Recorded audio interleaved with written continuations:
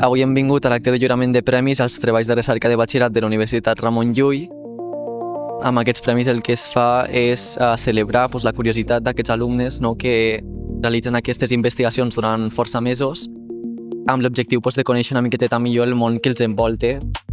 Els temes que s'han premiat avui recullen àmbits molt distints de la universitat, des de salut, tecnologia, intel·ligència artificial i molts d'altres, també la mirada més humanística, però una cosa que ens importa molt i que creiem que és central és que en gairebé tots aquests treballs hi ha un claríssim impacte social resultant d'aquesta feina de recerca que fan aquests joves. Home, complir 25 anys celebrant els treballs de recerca d'estudiants que surten de batxillerat és tota una fita.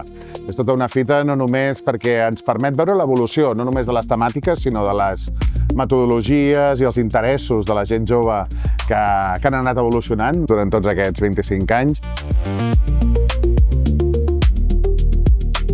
Des de la Salle i de la Universitat Ramon Llull estem encantats d'acollir aquesta entrega de premis d'aquest 25è aniversari dels treballs de recerca de batxillerat.